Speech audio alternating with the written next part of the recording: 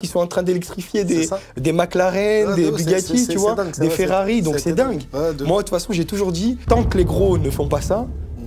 Je suis un très bon entrepreneur, mais un mauvais salarié. Mais toi, est-ce que tu pourrais redevenir salarié? J'aime maîtriser, j'aime contrôler, mais j'ai du mal à déléguer. Aujourd'hui, on utilise la technologie solaire, c'est 10 fois moins cher que d'acheminer de l'électricité. C'est pour la rentabilité qu'il y a derrière, c'est pourquoi? Parce qu'il y a plus d'emmerde en vrai dans l'installation. Parce que le secteur des énergies renouvelables est un secteur très compliqué. Tu peux te représenter rapidement? Bah moi, en gros, j'ai toujours baigné dans la vente, dès le plus jeune âge. Ça veut dire que même quand j'étais à l'école, il fallait que je me débrouille pour trouver de l'argent. Donc j'achetais des vêtements, je revendais, je faisais l'intermédiaire, etc. Donc quand on était petit, tu sais, quand on arrivait au collège, on devait écrire sur les papiers quel métier tu souhaitais faire, etc. quand tu serais grand. Moi, j'ai toujours mis businessman. Et mes profs, ils me reprenaient, ils me disaient, mais businessman, c'est pas un métier. Je dis, moi, je veux être en costume et voyager. Voilà, c'était ça. Donc, t'as réussi à le faire là? T'es en costume et tu voyages ou toujours pas? Je suis en costume et ça va, je voyage de temps en temps. Tu vois, donc franchement, je pense que j'ai atteint un petit peu mon objectif. Après, voilà, moi, dans les énergies renouvelables, je suis arrivé vraiment par hasard. Ça veut dire que, moi, comme je t'ai dit, j'étais issu de la banque, je cherchais un emploi. On m'a proposé justement de travailler dans les énergies renouvelables comme télépro, téléprospecteur. J'ai commencé et puis ta première boîte, ça s'appelait comment? Evasol. Je travaillais chez Evasol. D'accord, ok. Ma première expérience réussie. Et t'avais quel âge? J'avais, de mémoire, je crois, 21, 22 ans. Et donc, donc je travaillais en tant que téléprospecteur. J'ai commencé à me familiariser avec le jargon des énergies renouvelables. Ils faisaient que du PV, que du panneau solaire photovoltaïque. Ah, et c'était en quelle année, ça? C'était en 21, donc tu comptes, j'ai 36. Ouais, ça devait être en 2009, 2010. En vrai, c'est pas nouveau, le panneau photovoltaïque. Ça a tout le temps existé. Non, c'est une technologie qui est stable et qui est connue et reconnue, notamment par tout ce qui est les militaires, ils utilisent ça. Quand tu es, par exemple, dans des villages très éloignés, aujourd'hui, on utilise la technologie solaire, c'est 10 fois moins cher que d'acheminer de l'électricité. Ok, mais le photovoltaïque, il y a eu une baisse d'activité à un moment donné, et là, ça le vend en poupe, là, ces dernières années. Ça le vend en poupe pour la simple et bonne raison qu'aujourd'hui, quand tu regardes, l'offre et la demande. C'est pas à toi que je vais dire ça, Born for You. Tu sais que les bornes aujourd'hui, ça fait qu'exploser. Il y a un moment, on va devoir trouver l'électricité. Ouais, avec la transition énergétique. Regarde, même les grands constructeurs qui allaient vraiment sur la pointe des pieds dans l'électricité, on s'est retrouvés dans des BMW, des Mercedes, des Range Rover qui sont en train d'électrifier des McLaren, des Bugatti, tu vois, des Ferrari, donc c'est dingue. Moi, de toute façon, j'ai toujours dit, tant que les gros ne font pas ça, on va pas encore s'y intéresser. Mais là, maintenant, ça y est, c'est sûr. Tout le monde sait. Pour revenir un peu sur Habitat Transition, toi, tu es le fondateur de Habitat Transition? Fondateur. Tu es tout seul? Tout seul, EURL. Pas de levée de fonds? Pas de levée de fonds. Pas encore? Pas encore. C'est un objectif ou pas? À voir, parce que moi, je suis quelqu'un un peu de psychorigide. J'aime maîtriser, j'aime contrôler, mais j'ai du mal à déléguer. Ça, c'est un des défauts que j'ai. Ça peut être une qualité aussi. C'est une qualité comme un défaut. Ouais, c'est-à-dire que, tu sais, moi, j'ai démarré, pour être transparent avec toi, j'ai été une régie commerciale, comme je te l'avais expliqué. Avec Habitat Transition? Non. Ça, c'était ma première structure. Ouais. Voilà, ma première structure, ma première association. Ça s'est plutôt, comme je t'ai dit, mal passé. Maintenant, j'en veux pas à mon ancien associé parce que voilà, chacun a fait son bout de chemin. C'est une expérience. Il m'a donné envie aussi d'être entrepreneur. Moi, je sortais, j'étais avec mon CDI, je connaissais pas, je connaissais pas forcément la vie d'entrepreneur. Je savais pas ce que c'était les charges, etc. Donc, ça y est, il m'a mis le pied à l'étrier. Donc, je pourrais jamais lui en vouloir. C'est beau ce que tu dis. Ben, c'est la réalité. Je pourrais jamais lui en vouloir. C'est grâce à lui qu'aujourd'hui j'en suis là. T'as encore des liens avec lui ou plus du tout? Plus trop. Plus trop, malheureusement, mais bon, si on se voit dans la rue, bonjour, il n'y a aucun problème. Tu sais, il faut savoir tourner la page. Exactement. Et ça, c'est quelque chose que j'ai appris récemment. C'est une qualité d'entrepreneur aussi, ça. D'avancer, de vouloir avancer. C'est quelque chose que j'ai appris récemment. Parce qu'aujourd'hui, je me rends compte que la vie, elle est trop. Ça passe trop vite. Très vite. Donc, tu as commencé avec lui. J'ai commencé avec lui. Tu as fermé la boîte. J'ai fermé la boîte. Et là, tu es reparti tout seul avec Habitat Transition. Non, j'ai eu une longue période j'ai traversé le désert. Une longue période de traverser le désert. Ça a été très complexe. Je suis tombé très bas. Quand je te dis très bas, interdit bancaire, Banque de France, etc. Parce qu'il y a eu aussi un aspect personnel aussi. Je ne rentrerai pas dans le détail, mais voilà. Mais c'est vrai que ça a duré combien de temps, ce temps de... La boîte, elle a été fermée. En fait, la boîte, on a arrêté l'activité en 2014. Ouais, jusqu'à 2019-2020. Ça a été long. Ah ouais, ça a été dur? Ça a été dur. Ça a été très long. Ça a été très, très long. Ça veut dire plus de 5 ans dans le désert, dans le nord? Ouais. Dans le flou total. Ça t'a aidé? En fait, ça m'a forgé. Parce qu'aujourd'hui, je me dis, qu'est-ce qui peut m'arriver de pire? Rien. Rien. Bien sûr. J'ai peur de rien aujourd'hui. Et qu'est-ce qui t'a remis le pied à l'étrier avec Habitat Transition à repartir de plus belle, entre guillemets? je pouvais plus revenir dans le circuit traditionnel de métro, boulot, dodo. J'ai essayé, mais c'est pas pour moi. C'est pas pour moi. T'as réessayé d'être salarié après cette... Oui, bien sûr. J'arrivais même pas à trouver de travail. Ah ouais? Ah, mais en toute transparence. Et tu penses que c'est dû au secteur, que tu es sur Lyon ou dû au domaine dans lequel tu étais, ou ça n'a rien à voir? Moi, je pense que sur le CV, quand tu es entrepreneur et que tu veux revenir dans la vie active, c'est vrai que c'est compliqué, bien sûr. C'est très compliqué. Bien sûr. Parce qu'ils pensent que tu c'est dur à manager. Dur à manager et tu pourras plus supporter l'autorité. Alors qu'aujourd'hui, en fait, toi, tu veux juste manger. Mais toi, tu penses que tu serais salariable au corps ou pas? Aujourd'hui? Moi, personnellement, je pense pas. Je suis un très bon entrepreneur, mais un mauvais salarié. Je pouvais faire que ça. Mais toi, est-ce que tu pourrais redevenir salarié? Si la situation est catastrophique, ouais, bien sûr, je ferai en sorte de redevenir un salarié. Mais c'est vrai qu'aujourd'hui, avec le poids de l'âge, c'est plus compliqué. C'est plus compliqué. Ouais, c'est plus compliqué parce que, en fait, aujourd'hui, je m'aperçois que être entrepreneur, c'est dans l'âme. C'est quelque chose que tu as en toi, en fait. Soit tu l'as, soit tu l'as pas. Parce que là où les gens ils essaient de te démotiver en disant, par exemple, pour mon cas de figure, je ne veux pas me tirer la couverture, mais il y a beaucoup de gens autour de moi, dans ma famille, qui me disent, ouais, avec tes diplômes, avec ton savoir-faire, prends un poste, un beau poste de cadre, et fonce. Et fonce, et arrête de te battre, de transpirer, de réfléchir, de ci, de ça. Mais non, vaut mieux un petit chez soi qu'un grand chez les autres. Ça, c'est clair et net. C'est vrai. Et aujourd'hui, moi, je suis dans mon coin, tout seul, et j'essaie d'avancer. C'est très difficile d'avancer tout seul, mais tu avances lentement, mais tu avances sûrement. Et là, Habitat Transition, ça a combien de temps? En août, ça a fêté ses 3 ans. C'est 3 ans? Exactement. Ok, d'accord. Et tu as commencé avec quoi avec Habitat Transition? C'était du photovoltaïque? Non. En fait, tu peux nous expliquer un peu ce que propose Habitat Transition? Alors aujourd'hui, Habitat Transition propose de la rénovation énergétique. Quand je dis rénovation énergétique, ça veut dire c'est très vaste. Quand je dis très vaste, c'est parce qu'on va rentrer chez un client, on va déjà voir ses besoins. C'est là où en fait on se différencie un petit peu de la concurrence. C'est qu'on va voir quels sont les vrais besoins de la maison. Parce que chaque maison est différente. Bien sûr. C'est une réalité. Bien sûr. Et en termes de transition énergétique, là, quand tu parles de maison, c'est appartement aussi? Ça rentre dans le lot ou pas? Alors, je ne fais pas beaucoup d'appartements. C'est plus des maisons individuelles? C'est plus des maisons individuelles parce qu'en fait, aujourd'hui, les aides, elles vont chercher aussi sur des chaudières fuel, chaudières gaz, qui sont anciennes. Donc, le gros de ton business, c'est sur les maisons individuelles? Maisons individuelles et professionnelles aussi. Ok, d'accord. Parce qu'aujourd'hui, on essaie de développer un peu plus le professionnel. Donc là, tu fais du photovoltaïque, de la pompe à chaleur? Photovoltaïque, pompe à chaleur, système solaire combiné, chauffe-eau solaire individuel, poêle à granulés. Ok. Et on fait également de la ventilation, VMC double flux. Et l'IRVE, comment ça se fait, tu dis? Et on a fait aussi un peu d'IRVE. Là, on pose de bornes? On a posé des bornes. En fait, ce qui s'est passé, c'est que moi, comme j'ai senti un petit peu le vent en poupe par rapport à l'IRVE, j'ai passé le stage 1. Donc, P1. Voilà, le P1, exactement. Le P1, c'est le stage qui est qualifiant par rapport au RGE. J'ai passé le premier stage, je comptais faire le stage 2, stage 3. Quand j'ai passé le stage 1, on l'a passé chez Aguerre, directement chez le fournisseur. Ça s'est super bien passé, j'ai obtenu le QCM, etc. Et j'ai voulu obtenir donc, le RGE auprès de Qualité ENR. Je ne sais pas si on peut dire ça. Bien sûr, bien sûr, bien sûr. Voilà, auprès de Qualité ENR. La première année, j'ai obtenu... Mais tu peux pas dire qu'ils m'ont mis une mise en demeure. Ils prennent que des vrais élecs. Et ils m'ont mis une mise en demeure parce que j'expliquais comment devenir mieux. Peine dinguerie. Normalement, tu vas avoir des clients parce que tu payes des dossiers, tu payes des renouvellements. Donc, c'est vrai.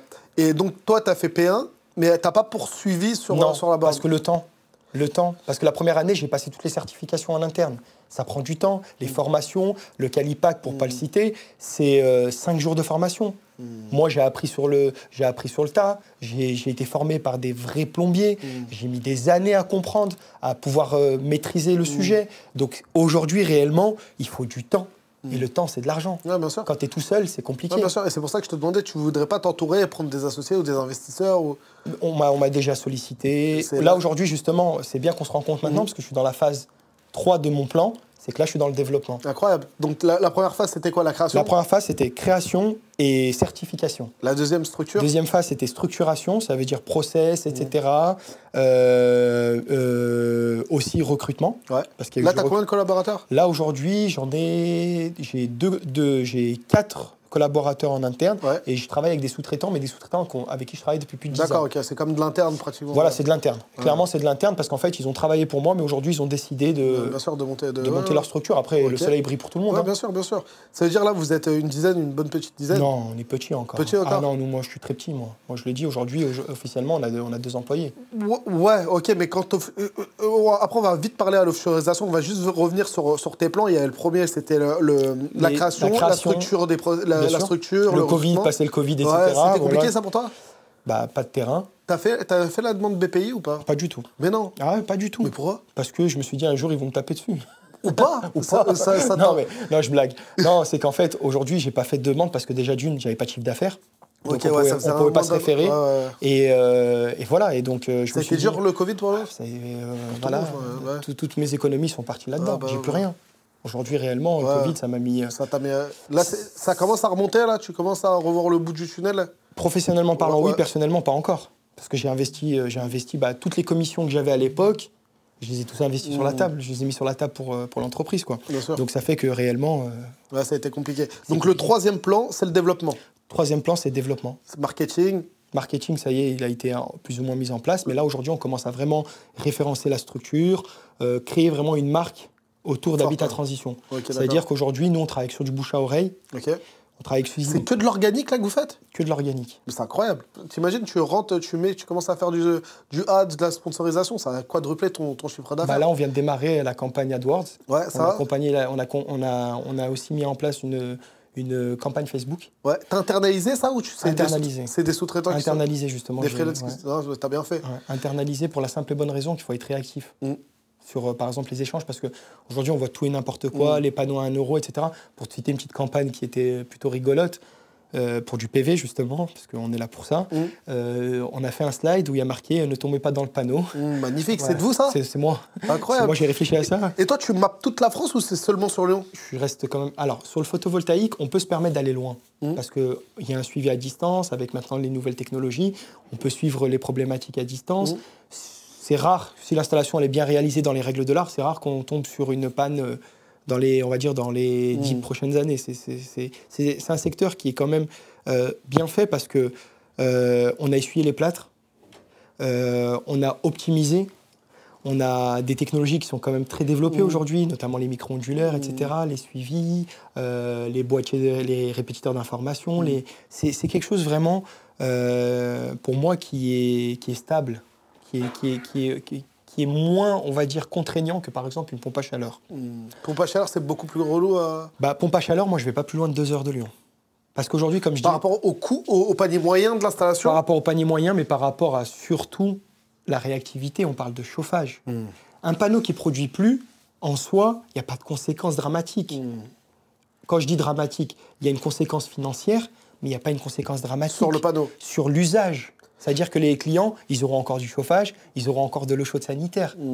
Tandis que si tu interviens sur de l'eau chaude sanitaire et ou de la pompe à chaleur, si demain, ça ne fonctionne pas, c'est une famille, par exemple, avec Bien des sûr, enfants, Bien sûr, bien sûr. bah, tu ne peux pas les laisser sans Bien sûr, chauffage. carrément. C'est-à-dire, je vais revenir rapidement sur le photovoltaïque. Le panier moyen d'une installation photovoltaïque que tu as, c'est combien? Bah, tout dépend de la puissance, tout dépend de la technologie, tout En dépend moyenne, du là, une panneau. grosse moyenne. Moi, la fourchette haute ou la Ouais. fourchette basse? Bah, la fourchette basse, on va faire la fourchette On basse. démarre à 7009 Ouais. pour un 3 kg, par Ok. exemple. Et sur un 9 kg, on est aux alentours des 19 900 euros. 19 900 Ouais, €. C'est une offre que vous faites ça assez régulièrement? Ouais, on va dire pour le 9 kg, on tourne à 18,9, 19,9. C'est vraiment en fonction de la maison. Je vais te citer un cas très concret, puisqu'il y a des entreprises qui ils arrivent chez le client, ils leur proposent un prix fixe et non négociable, entre guillemets. Mais si demain, j'arrive sur une maison qui fait plus de 15 mètres de haut, donc déjà, il y a une nacelle, donc il y a du travail en hauteur, il y a également tout ce qui est système de sécurité, baudrier, etc. Donc tout ça, ça a un coût, c'est une perte de temps. Parce que D'accord. nous, Et on est payé au taux horaire. c'est ça, ouais, carrément. Et c'est ça que j'allais te dire. Toi, tu as internalisé l'installation ou tu l'externalises? Aujourd'hui, sur le PV, Ouais. j'ai une équipe en interne, Ok, mais d'accord. j'essaie de développer des équipes en externe aussi. Si par exemple j'ai beaucoup de dossiers, parce que je remets quand même les choses dans le contexte, je suis un artisan 2.0. Je suis un petit, moi. Ouais. Je n'ai pas la prétention de dire que je suis un gros. Et peut-être que je le serai jamais ou peut-être que je le serai. Ça, c'est Bien sûr. le destin qui nous le dira. Exactement. Mais aujourd'hui, réellement, le souhait, c'est de tout internaliser. Mais c'est dur de trouver des gens. Bien sûr. Mais je suis même pas sûr qu'économiquement, ça soit viable de tout internaliser. Ça, et je sais, pour la valorisation d'une boîte, c'est important Bien d'internaliser. sûr. Moi, je te parle concrètement. Par exemple, nous, avec Born for You, on a décidé d'internaliser 30% et d'externaliser le reste. Déjà, par rapport au coût, par rapport aux charges et par rapport à la réactivité. Ça aurait été compliqué, là, en 6 mois de boîte, d'avoir plus de 120. On a plus de 120 installateurs dans toute la France. Si on aurait internalisé ça, ça aurait été impossible. En termes de frais, en termes de coûts et tout ce qui s'ensuit. Donc, je sais pas encore si... Parce que là, c'est branché de dire qu'on a internalisé. C'est pas branché, c'est que par rapport aux qualifications... T'es obligé? T'es obligé. Ouais, bien sûr. T'es obligé d'internaliser. Moi, aujourd'hui, la sous-traitance, j'en fais pas. T'en fais pas du tout? J'en fais pas. Là, sur de l'installation? Sur de l'installation, j'en fais pas. Je peux pas en faire. Une installation sur Paris, ça veut dire s'il y a une installation, un client à toi qui t'appelle et qui veut... Si c'est du PV, on se déplace. Tu te déplaces sur Paris? Bien sûr. J'ai déjà fait de la sous-traitance pour d'autres structures. Ok. J'ai travaillé dans le 77, dans le 78. Mais c'est illégal la sous-traitance dans le photovoltaïque? Non, c'est pas illégal, mais en fait, quand tu as des RGE Quali PV, par exemple, il faut savoir que tu peux pas excéder 30% de sous-traitance sur ton chiffre d'affaires. D'accord, ok. C'est la loi. Donc, moi, aujourd'hui, j'ai pas une volumétrie monstrueuse, donc je peux me permettre de faire tout en interne, parce que j'ai la chance d'avoir, moi déjà je vais sur le terrain, mais il y a aussi une équipe en interne qui est capable de faire aussi bien de la pompe à chaleur que du photovoltaïque, parce que l'un ne va pas sans l'autre réellement. Pompe à chaleur, ça reste de l'électrique. Ok, c'est de l'aérothermie, etc. On va chercher les calories dans l'air pour pouvoir faire fonctionner son système de chauffage, son eau chaude sanitaire, etc. Mais en réalité, le démarrage, il est comment? C'est un démarrage électrique. Donc, on va augmenter l'électricité. Donc, même si tu enlèves le fuel, tu enlèves le gaz, tu auras une facture d'électricité qui va sensiblement augmenter. Bien sûr. Il faut arrêter de dire que tout est gratuit. Mais avec les abattements, le client, ça lui revient à combien, clairement, avec les abattements d'impôts? Parce qu'en vrai, oui, le PV ou même la pompe à chaleur, on va parler du PV, parce qu'on est là pour ça, pour parler du photovoltaïque, parce que c'est ça la mode, c'est un sujet à la mode. Bien sûr. Il y a beaucoup d'entrepreneurs qui veulent se lancer dedans, des anciens dans la fibre, comme des entrepreneurs lambda. Et il faut savoir que s'ils se lancent dedans, c'est parce qu'il y a des primes d'État, il y a des abattements d'impôts, il y a beaucoup de dettes de l'État ces dernières années qui font que ça le vend en poupe aussi. C'est comme la borne électrique. Alors, le photovoltaïque, aujourd'hui, il faut savoir que la seule prime que tu as, c'est de la prime d'autoconsommation. C'est-à-dire, elle est à peu près, ça dépend en fait de la puissance que tu vas mettre. Tu as 3, 6, 9, 12, 36 kilos. Tu peux me donner un exemple typique, par exemple, sur une installation GNL? Allez, un 3 kilos, par exemple. Partons sur un 3 kilos. Ouais. 3 kilos, prix d'achat entre 7 900 et 8 900 en fonction des panneaux que tu proposes. D'accord. Je peux citer des marques ou pas? Vas-y, carrément. Tu démarres avec une marque entrée de gamme, Trina Solar. Okay. Tu finis avec un SunPower. À l'achat, nous, en tant que chef d'entreprise, c'est pas pareil. Ça peut aller du simple au double. Okay. Donc, ça veut dire que le prix, il y a une répercussion sur le prix de vente. Donc, on va dire, partons sur un kit à 8 900 €. D'accord, un 3 kilos. Le 8 900 €, tu vas récupérer donc 1 530 € de prime. 1 530 € de prime en tant que propriétaire? En tant que propriétaire et producteur d'électricité. Parce qu'en fait, tu vas faire de l'autoconsommation et tout ce que tu ne vas pas autoconsommer, tu vas le revendre. Je le revends à qui? Je le revends à EDF Obligation d'achat. Si tu fais partie du réseau Enedis. Parce qu'en fait, tu peux avoir, en termes de... Comment dirais-je en termes de raccordement, tu as soit Enedis, donc Enedis, c'est la branche EDF, soit tu as des régies d'électricité. Par exemple, notamment dans le 74, pas très loin de chez nous, en Haute-Savoie, tu as beaucoup de régies d'électricité. Dans l'Isère, tu as des régies d'électricité. Donc là, c'est eux qui s'occupent, en fait, qui ont récupéré une parcelle du réseau et qui la gèrent avec la commune ou avec la mairie, etc. Donc, mais en soi, si tu installes un kit de 3 kg, tu vas récupérer 1 530 €, tout simplement. Je pensais que c'était quasiment... Non, ça, c'est les idées reçues. Ouais, t'as vu? C'est pour ça que moi, je préfère être honnête, te dire les choses clairement. Mais après, en fonction des puissances, tu peux monter jusqu'à 2200 et voire plus, tu vois. C'est en fonction de la puissance que tu installes. Et très concrètement, est-ce qu'un client, moi, demain, je suis client, j'installe des panneaux solaires, je peux gagner de l'argent avec mes panneaux solaires en revendant l'énergie ou pas du tout? Bien sûr. Ouais, clairement. C'est un vrai investissement.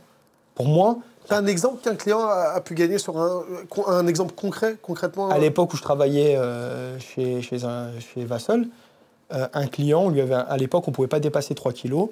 C'était plus cher parce que le matériel, tu sais, ça ne s'est pas démocratisé comme aujourd'hui. C'est pour ça que les prix ont chuté, parce que la production a augmenté. Et donc, qui dit production qui a augmenté, l'offre et la demande, donc le prix il baisse. C'est logique. Bien sûr. C'est pour ça qu'aujourd'hui, on voit des offres qui sont quand même très basses sur le marché. Ce qu'il faut savoir, c'est que moi, à l'époque, comme je t'ai dit, j'avais installé un 2,96 kW crête.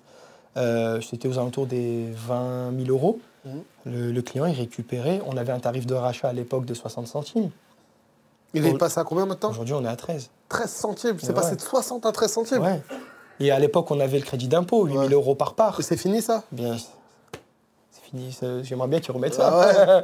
On refera une autre vidéo s'ils remettent tout ça. Il n'y a aucun souci. Incroyable, ça. C'est vrai qu'à la belle époque, en 2008-2009, c'était vraiment l'Eldorado. Mais on s'en est pas rendu compte à cette époque-là. C'était une technologie qui était inconnue au bataillon. Quand tu arrivais chez un client que tu proposais du photovoltaïque, qu'est-ce que c'est?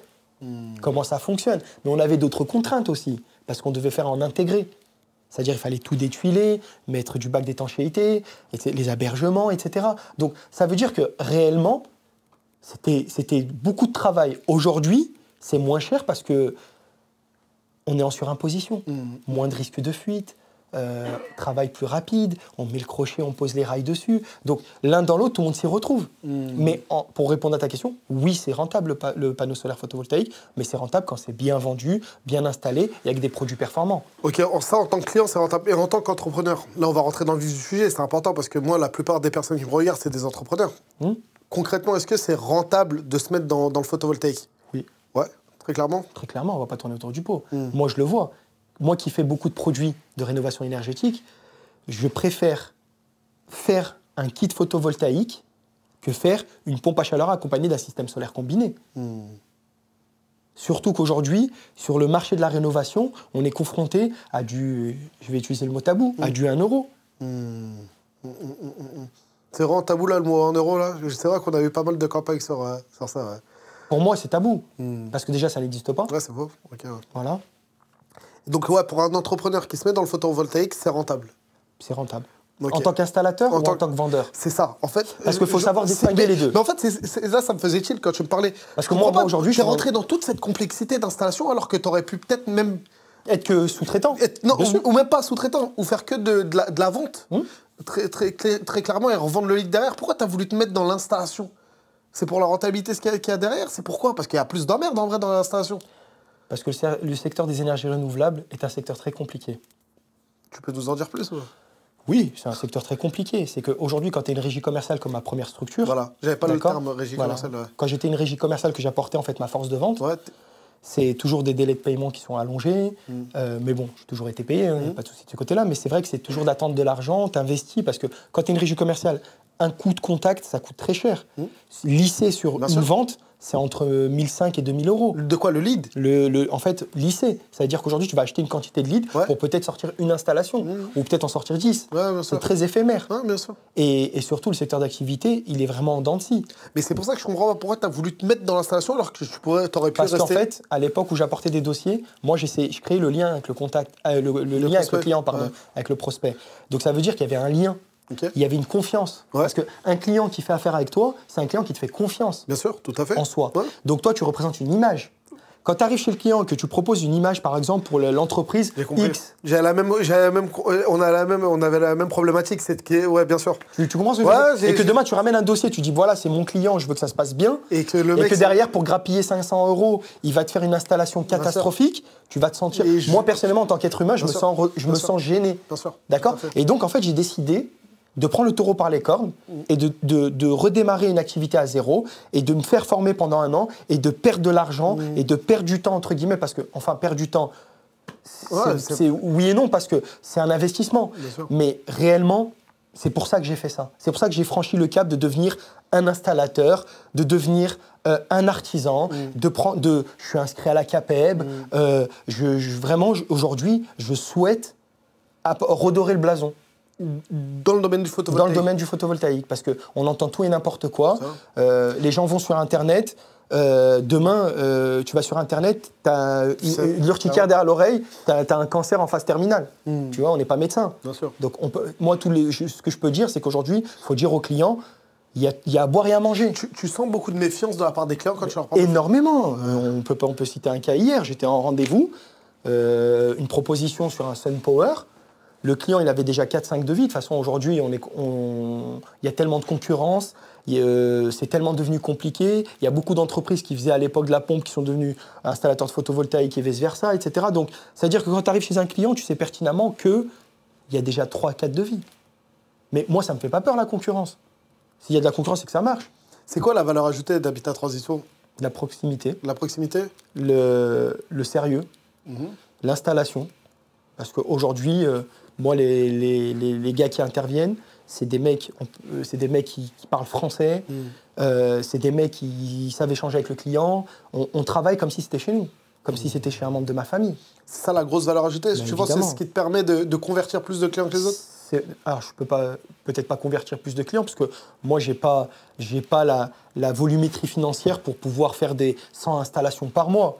Moi, le groupe Verlaine, ils sont balèzes sur... L'argent appelle l'argent. Bien sûr, tout à fait. Et tant mieux pour eux. Aujourd'hui, je prends que les miettes du gâteau, mais c'est pas grave. Des fois, c'est pas plus mal. C'est pas plus mal, moins de problème. Donc, les grosses valeurs ajoutées, c'est le sérieux des installateurs, la proximité, le conseil avant tout. C'est le conseil, carrément. Parce que, par exemple, le client que j'ai vu hier, je suis arrivé, il avait une consommation d'électricité qui n'était pas énorme. Donc, je lui ai proposé deux cas de figure. Soit on essaye d'absorber une grosse partie de votre consommation d'électricité, ou bien on va sur un kit un peu plus important, mais là, vous absorbez votre consommation d'électricité et vous faites pas mal de reventes. Et là, c'est un placement qui est encore un peu plus intéressant. Mais réellement, aujourd'hui, le photovoltaïque, ça fonctionne, ça marche, c'est un super placement. Vous valorisez le bien, le bien immobilier. T'anticipes. Tu sais, est-ce que tu sais qu'en termes de ça valorise de combien le foncier en une pose de photovoltaïque? Par exemple, la borne, il y a une étude qui est sortie, c'est entre 5 et 10 000 euros en plus. En fait, moi, comme je dis à mes clients, après, c'est l'INSEE, il faut regarder au niveau des indices INSEE, etc. Mais clairement, le coût d'investissement, tu le récupères déjà sur la vente, c'est sûr. Parce que déjà, si par exemple tu mets de l'isolation, tu mets une pompe à chaleur, tu mets du photovoltaïque, tu mets un ballon thermodynamique, ta maison elle est dans les ABC. Bien sûr. Donc déjà au niveau étiquette énergétique, au niveau consommation d'énergie primaire par mètre carré, par kilowattheure, déjà tu es rentable. C'est-à-dire que tu vends, comme je dis tout le temps, tu prends ton argent, tu le mets sur un livret A, tu ne seras pas aussi rentable qu'un placement de panneaux solaires photovoltaïques. Là, aujourd'hui, c'est ce que je dis, je ne vais pas donner mes astuces, mais quand j'arrive chez un client, je lui dis, mais aujourd'hui, votre toiture, elle vous protège, mais elle ne vous fait pas gagner de l'argent. J'allais te demander un tips. Une déballe que tu sors qui marche à chaque fois, ça serait laquelle au client? Vous m'appelez et je vous facture l'audit. je vous facture l'audit. Non, concrètement, qu'est-ce qui marche? Si tu peux donner un petit conseil, si par exemple il y a un mec qui a en face de lui un client, qu'est-ce qui marche? C'est le conseil, c'est de lui apporter du conseil? Franchement, ce qui marche aujourd'hui, c'est d'être honnête. Je peux pas dire mieux que ça. C'est d'être honnête. On trouve tout. À l'époque, il y avait une autarcie sur le photovoltaïque. On n'avait aucune information. Aujourd'hui, un client un peu éveillé. Mais j'ai l'impression que les clients, c'est comme la borne, ils ne sont pas encore éduqués. Ça reste nouveau pour eux. Ah non, par exemple, le PV, ils sont éduqués. Mais non, quand un client, il y a déjà un client qui te demande, ouais, je veux telle marque de panneau. Franchement, oui. Ça t'arrive? Ça m'arrive. Par exemple, la borne, nous, les clients, nous demandent pas. Parce qu'il n'y a pas encore Il n'y a pas de référent. Il n'y a pas de référent. Ouais, mais ça va se lisser au fur et à mesure. Il y a Schneider. Schneider, c'est des référents dans l'électricité. Même pas, je t'assure que les clients, quand on les a au téléphone, moi, je suis un maniaque, j'y réécoute les appels, je passe du temps à former les commerciaux, à écouter ce qu'ils font. Et j'entends que les clients disent, j'y connais rien dans le domaine de la borne, je ne sais pas quelle borne installer, je ne sais pas si c'est pareil dans le photovoltaïque. Le photovoltaïque, il demande clairement, ouais, je veux telle marque de panneau. Franchement, aujourd'hui, on va partir sur deux périodes. 2009-2010, j'étais téléprospecteur, personne ne connaissait le photovoltaïque. Quand tu démarchais au téléphone, nous, on avait un système, on avait des fiches, on appelait, etc. Personne ne connaissait le photovoltaïque. C'était à nous déjà de convaincre que le produit, il existe, et de convaincre qu'il est rentable, et de convaincre que c'est un vrai investissement financier. Comme je te disais, moi, je reviens sur mon client qui est pas loin de Lyon, il prend un chèque tous les ans à 60 centimes, il prend un chèque en mois de juin, en plus on l'avait mis en service en mois de juin, il prend un chèque avoisinant les 2500 € net d'impôts. À l'année? À l'année. Incroyable. Et en plus de ça, ça augmente sensiblement le tarif de rachat. Et ça, pendant 20 ans. Tu as un contrat avec EDF, obligation d'achat, pendant 20 ans. C'est-à-dire pendant 20 ans, tu es sûr que tu vas avoir ce montant. Et toi, tu aurais pu faire de l'affiliation et vendre, par exemple, des autres... je ne sais pas comment ça s'appelle, mais tu sais, de l'énergie d'autres opérateurs. Je ne sais plus comment ça s'appelle. La location de... Je ne sais plus comment ça s'appelle, mais je ne vais pas m'embourber dans ça parce que ça va être compliqué. Ouais. Mais... toi, je voulais revenir aussi sur ta force commerciale. Tu l'as internalisée. Est-ce que tu conseilles à des mecs qui veulent se lancer de l'externaliser ou de la mettre, de l'offshoriser, que ce soit en Tunisie ou au Maroc, comme comme ça Comme tout le existe, monde fait, bien sûr. comme tout le monde fait, quoi. Ça dépend de ce que tu souhaites faire. Moi, j'ai un recul. J'ai un recul, je me permets d'en parler, j'ai un recul par rapport à la borne électrique. On a essayé d'offshoriser. Bon, en internalisant, mais d'offshoriser la chose.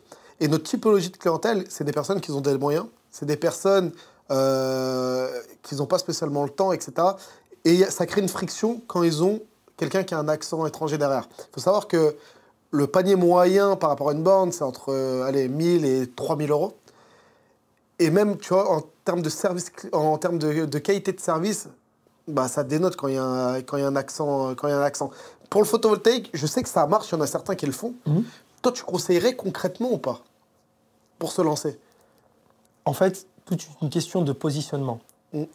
Si aujourd'hui tu veux faire de la volumétrie, tu es obligé de passer par ces solutions clés en main.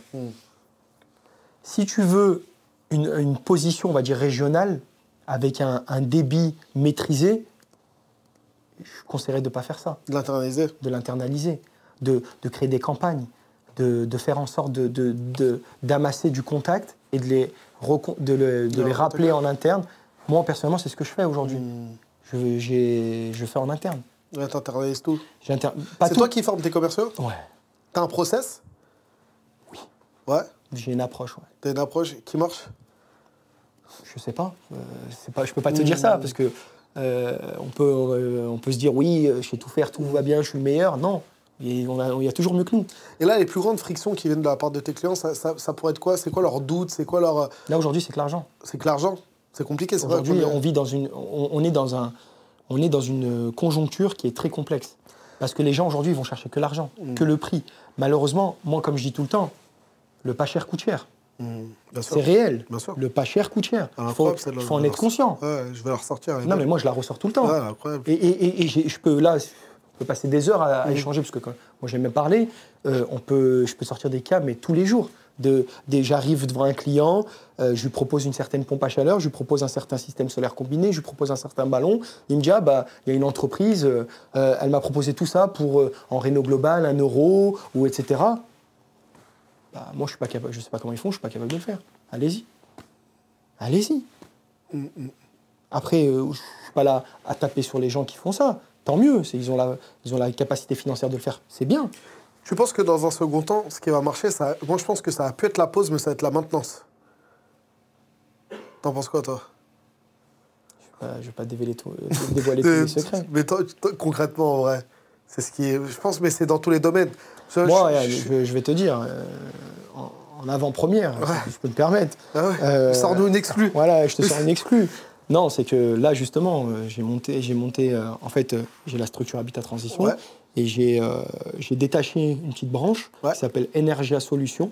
Energia Solutions? Ouais, by Habitat Transition, qui, elle, va s'occuper exclusivement de tout ce qui est service après-vente, de pompe à chaleur, de panneaux, de VMC, etc. Parce que aujourd'hui, je me rends compte que les gens, ils sont perdus. Bien sûr. Il n'y a pas d'acteurs référents encore, tu penses, dans la maintenance? Si, il y en a. Bien sûr qu'il y en a, mais il y a des gros, mais je ne veux pas leur faire de la pub. Non, bien sûr.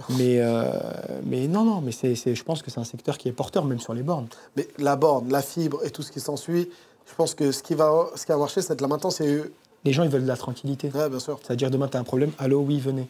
Tu sais, aujourd'hui, dans le secteur des activités, il y a des boîtes qui se font et qui se défont.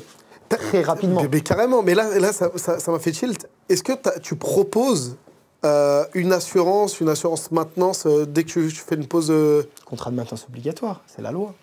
Il y a une loi, c'est incroyable sur un point de vue business. Sur la pompe à chaleur, c'est obligatoire. Et c'est des contrats de maintenance sur combien de temps? C'est ta Citroconduction. Mais il est de combien de temps, 1 an? Aujourd'hui, déjà, si je dis ça, je pense que les clients ils vont être contents, mais aujourd'hui, déjà, normalement, en tant qu'installateur, tu as l'assurance biennale. Pendant 2 ans, tu dois être garant de l'installation. Et ils ne sont pas obligés de payer, les clients? On le propose, mais il faut qu'ils le payent. Enfin, il faut qu'ils le payent. Tu sais, je vais te dire... Incroyable. Attends, mais en fait, là, tu es en train de me dire que... Non, mais je vais créer plein de petits concurrents. Non, c'est pas ça. C'est qu'en fait, aujourd'hui, ce qu'il faut savoir, c'est que, regarde, je vais te parler, par exemple, du poêle à granulés. Pour moi, le poêle à granulés, c'est un produit qui est très complexe. Tu le proposes, toi? Je le propose. Je sais le faire. Mais c'est pas quelque chose qui m'enthousiasme plus que ça. Pourquoi? Parce que c'est quand même très contraignant. Il Il y a beaucoup de contraintes, il y a beaucoup d'avis techniques, il y a un cahier des charges au niveau de la fumisterie qui est juste incroyable. Mais c'est un beau produit parce que rien n'est moins cher que le bois et le solaire. Tu vois, le solaire, on en aura tout le temps. Du bois, ici en France, on a la chance d'en avoir partout, surtout dans la région, etc.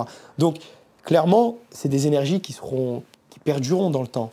Mais si demain, tu n'as pas fait de ramonage, ou bien que tu n'as pas un contrat de maintenance sur l'appareil, il faut que tu saches qu'on est capable, si demain il y a par exemple une problématique au niveau de la maison, départ de feu, sinistre, ou peu importe, les assurances, ils peuvent te tomber dessus parce que tu n'as pas de contrat de maintenance. Et t'inquiète pas qu'ils chercheront la petite bête. C'est pas à toi que je vais dire ça. Mais tu le vends, ce contrat de maintenance? Je le vends pas, je le propose. Après, ils font ce qu'ils veulent, les clients. Ouais, bien sûr. Mais tu le proposes en même temps que l'installation? Obligatoirement. Moi, j'en parle à mes clients. Je leur dis, moi, aujourd'hui, la pompe à chaleur, une fois qu'elle est installée, mise en service, derrière... C'est incroyable. Derrière, il y a quand même de l'entretien. Maintenant, vous faites... Mais regarde, va pas très loin. Parle autour de toi. Demande à des collègues à toi qui ont des maisons. Tu leur dis, ceux qui sont, par exemple, au fioul ou au gaz, ils ont tous des contrats de maintenance. Bien sûr. Nous, les premiers, même dans les appartements. Tu as un contrat de maintenance pour ta chaudière gaz. Tu as quelqu'un qui vient. Et en termes de pourcentage, il y en a combien de clients qui signent ce contrat de maintenance? Non, mais la quasi-totalité des clients, ils acceptent ce contrat de maintenance ou pas? Oui. Ouais. Incroyable. Pas tous, mais en fait, aujourd'hui, quand tu sais l'expliquer... Ouais. Il faut savoir le pitcher. En fait, non, même pas. Il n'y a pas de pitch. C'est pas de la vente. Ouais. C'est logique.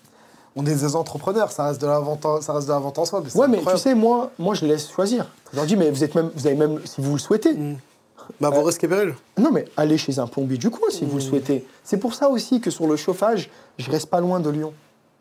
Je reste à 2 heures maximum, enfin de Vénissieux, 2 heures. Parce qu'aujourd'hui, clairement, il faut qu'on puisse réagir vite. Le chauffage, c'est totalement différent que le photovoltaïque. Moi, je dis aux clients que notre relation, elle ne commence pas à la signature du bon de commande ou à l'installation. Elle commence quand il y aura des problèmes.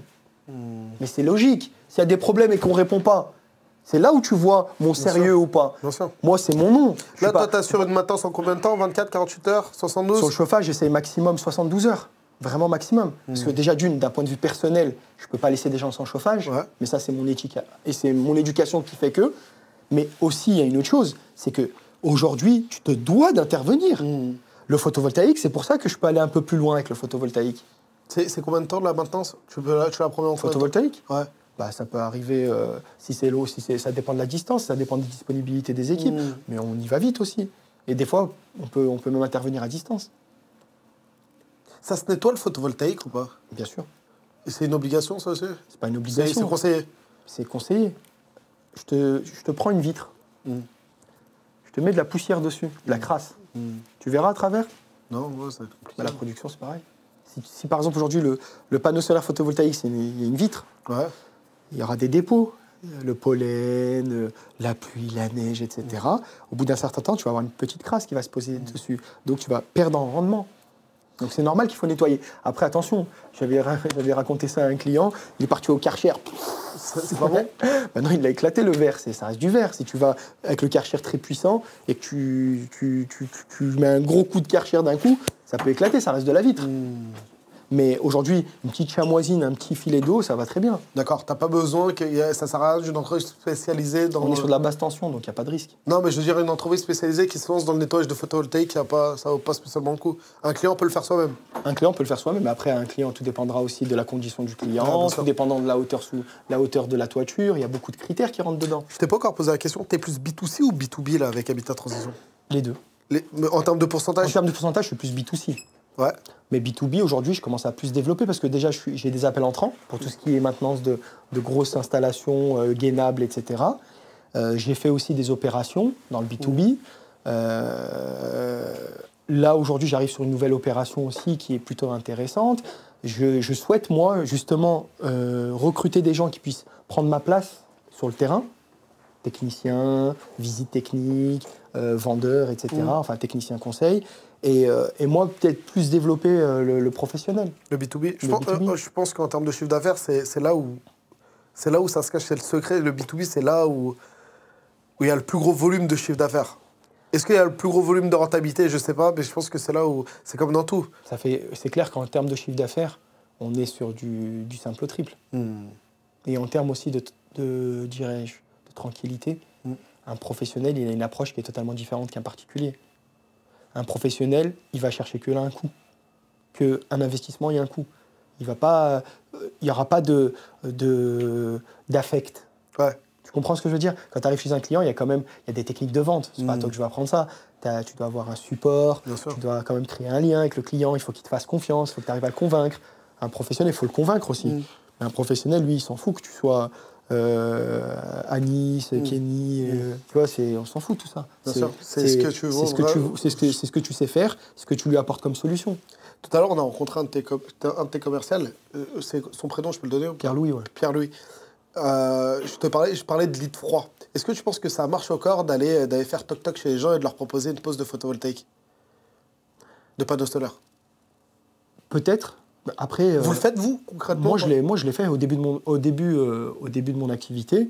Pas d'argent, pas de leads. Faut aller au culot. Faut aller au culot. Je travaillais en partenariat avec une association qui faisait une société qui faisait de l'isolation extérieure. On a travaillé main dans la main comme ça.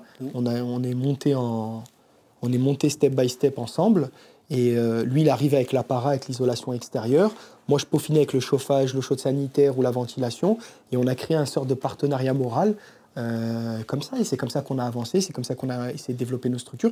Et aujourd'hui, 2024, on va essayer de travailler encore plus ensemble. D'accord. C'est super important parce que, en fait, aujourd'hui, il faut être garant de la personne que tu vas envoyer ou qu'il va envoyer. Tout à fait, bien sûr. Et c'est comme ça qu'on a travaillé. Il faut être un tiers de confiance à la fois pour le client et à la fois pour Et un gage de qualité. Aussi. Parce que derrière, c'est tournant. Moi, il ne faut pas oublier une chose. J'ai pris à contre-pied les énergies renouvelables.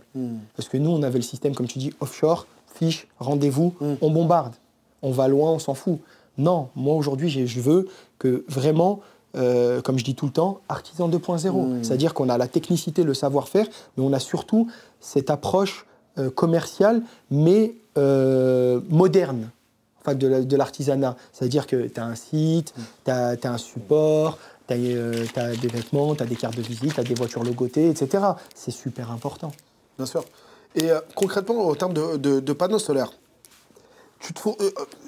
c'est quoi les marques? Est-ce que tu peux nous donner plusieurs marques références? Est-ce que tu nous conseilles aussi, tu conseilles les futurs entrepreneurs qui veulent se lancer dans le domaine d'aller se fournir en Chine ou d'aller se fournir, de ne pas prendre des marques références? Est-ce que tu penses que ça vaut le coup aussi de faire du quali? Ouais. Alors déjà, je vais casser un mythe, tout est fabriqué en Chine. C'est comme la borde, bien sûr.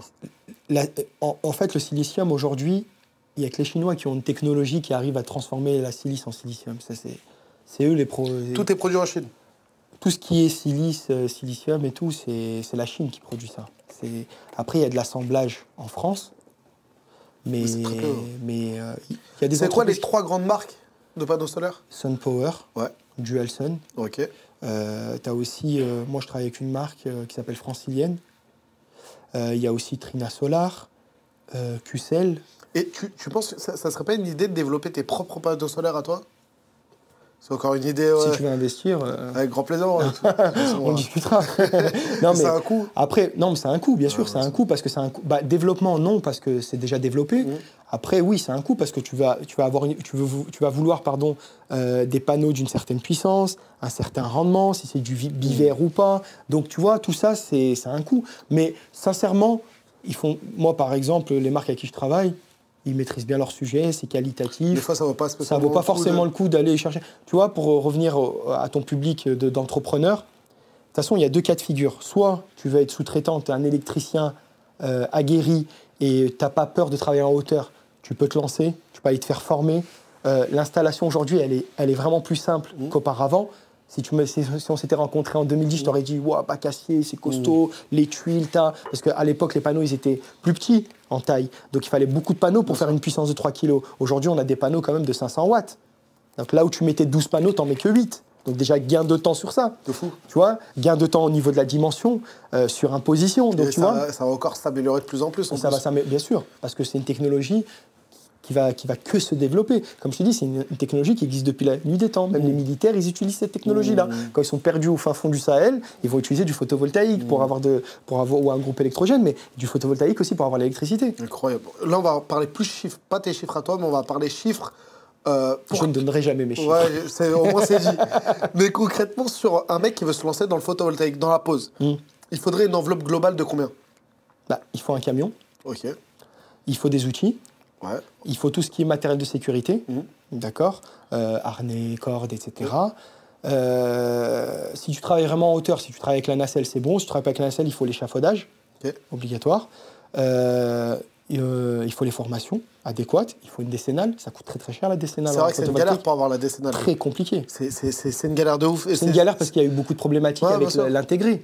Aujourd'hui, il y a beaucoup d'assurances qui sont pétées les dents là-dessus. C'est une vraie contrainte, ça, la décennale sur le photovoltaïque. Bien sûr. Et sur, donc, tout ça, tu penses que c'est combien en termes d'investissement? On est aux alentours de combien? 10-20 000 euros, je pense. Seulement? Ouais. Je pensais que c'était beaucoup plus. Sans compter le camion, hein. Ouais. Ah, tu peux compter le... Ouais, il faut compter un billet de... 50... Moi, je pensais 50 000 euros. Ouais, si tu veux un beau camion... Parce que tu peux pas travailler tout seul, tu es obligé d'être en binôme. Minimum. Minimum, ouais. Bah, les panneaux, c'est lourd. Ouais, bien sûr. Porte un panneau, c'est à peu près entre 20 et 25 kilos. Il faut le monter à l'échelle, il faut la ventouse pour le porter, il faut que tu aies le harnais attaché. Donc là, pour toi, pour se lancer dans la pose de photovoltaïque, mais sans avoir la structure, les commerciaux et tout ce qui s'ensuit... Ça, c'est pour la Presta. Hein, la Presta, ouais, bien sûr. 50 000 euros. Ouais, je pense que entre 30 et 50. Ouais, je pense. Parce qu'après, tu peux prendre un camion d'occasion. Ouais, bien sûr. Tu sais, t'es pas obligé d'avoir le dernier camion, boîte automatique. Ouais, bien sûr, bien sûr, bien sûr. Mais ça aide aussi, ça aide. Non, ça aide, bien sûr. Après, c'est toi et comment tu veux travailler. Si tu veux travailler dans le confort ou tu veux travailler un petit peu à l'arrache, si je peux me permettre. Donc, non, c'est vrai qu'aujourd'hui, ouais, il faut un beau budget quand même pour démarrer. Mais c'est vite rentabilisé. Hein. C'est vite rentabilisé, c'est ça qu'on a envie d'entendre aussi. C'est vite rentabilisé. En tu quelques mois, c'est rentabilisé. Combien de clients, tu penses? Ça dépend de la typologie du client. Ça dépend, si tu es sous-traitant, si tu es connu dans le milieu, si les gens... Si tu commences. Tu commences, bah, déjà, il faut se faire un réseau. Il faut se faire un nom, ouais. Il faut se faire un nom. Il faut déjà faire des belles installations.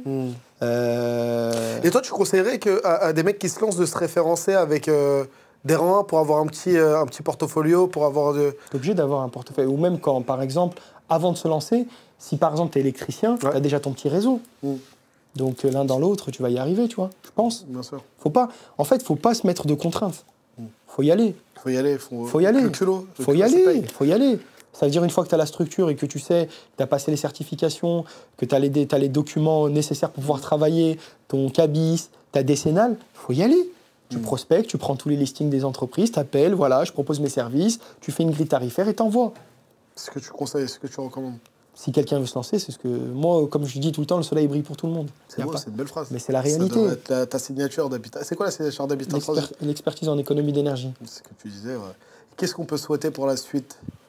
La santé. La santé, ouais. Parce que sans la santé, on ne peut pas faire grand-chose. Plus pour la boîte. Pour la boîte. La santé de la boîte aussi. La santé financière de la boîte, et puis un développement, et puis voilà. Et puis des bons partenariats. C'est tout ce qu'on te souhaite, Addis. Bon, en tout cas, merci beaucoup. Merci à toi. Merci d'être venu, plein de d'être grande déplacé. force, et j'espère à très vite, mon boy. Très vite.